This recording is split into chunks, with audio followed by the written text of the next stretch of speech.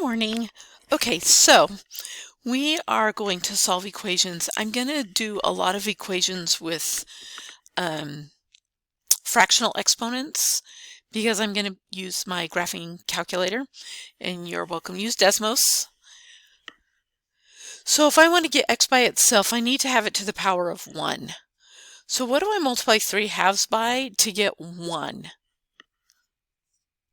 I'm going to multiply by the reciprocal, and let's check.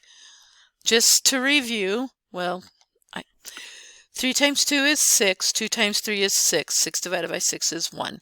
So when you take the reciprocal and multiply, you're going to get x to the first power, which is x. So whatever I do to one side, I also do to the other. So I'm going to take 27 and take it to the 2/3 power. So you're going to want to be careful when you're typing in. So I've got 27, and I'm going to take it to the power. Remember, fractions are in parentheses, and it says 2/3. So I've got 27, and I'm taking it to the 2/3 power, and I get 9. So x equals 9. Okay. Let's take a look at number 3. And this is just a typing one. You got to make sure you type it in correctly. So it's -3 halves. I'm going to take it to the -2/3. Negative times negative is positive. And then reciprocal gives me 1. Okay, so now I've got to type it in. So to type in 1/729, I'm going to put it in parentheses. So my calculator will read that as a fraction. You can do the same thing in Desmos. And I'm going to raise it to the power, and I want a -2/3. So I have a fraction that I'm raising to a negative fractional power, and it says it's 81.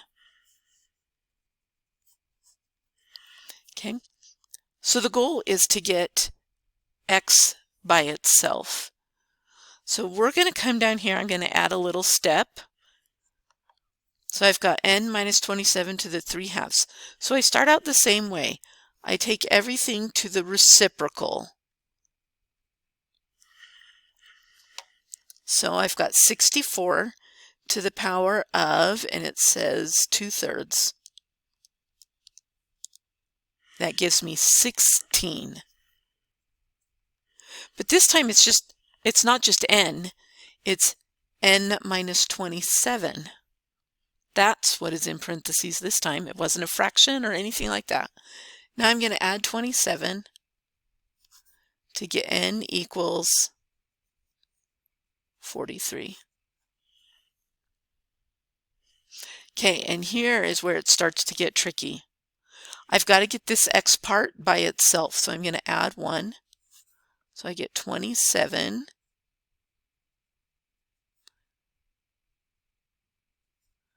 So I'm going to take it to the reciprocal, which is 4/3. Okay, so I need to figure out what that is. So I've got 27 to the 4/3.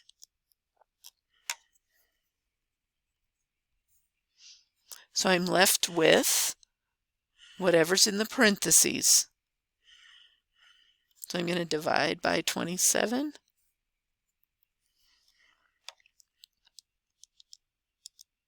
And I get 3. Okay. Sometimes it could be written like this. I'm going to show you another way we can write it. So let's take a look at right here, number 6.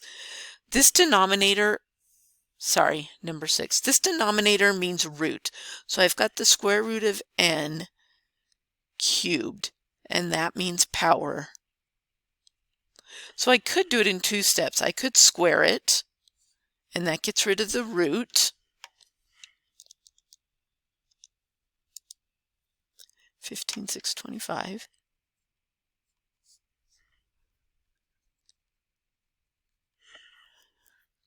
And then I'm going to take the cubed root.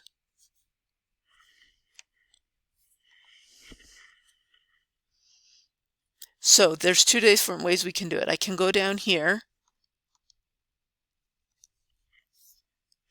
and that says cubed root of 15,625, or I could put second answer, and that gives me 25. I want to show you another way in case it's not a cubed root. I can also go 3 and then hit math. I think this is how you do it. Of 15.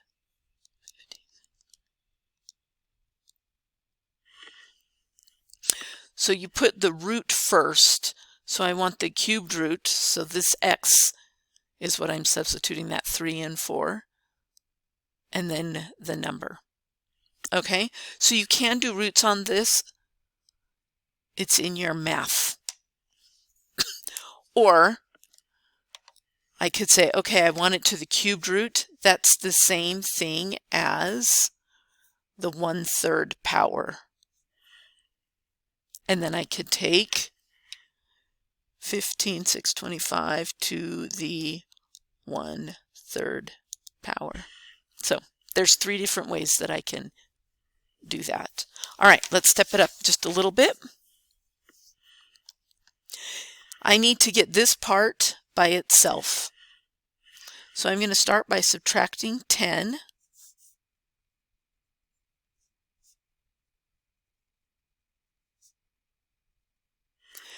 This is for the parentheses. This is not in parentheses. So I'm going to divide by a -1.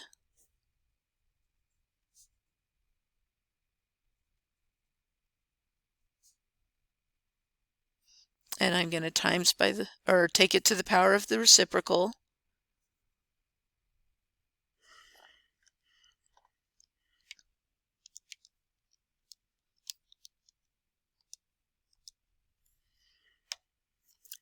I got 16 equals m minus 10. So m equals 26. I ran out of space. Okay, you're going to isolate it just like you did with absolute values back when you were in 9th grade. So I'm going to subtract 9.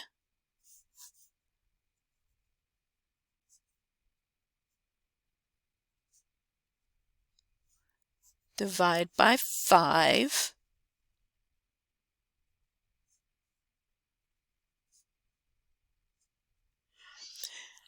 To get rid of a root, I raise it to the same power.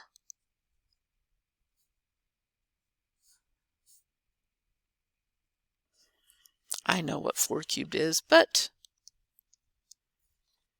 I'll show it to you. Then I'm going to divide by 2.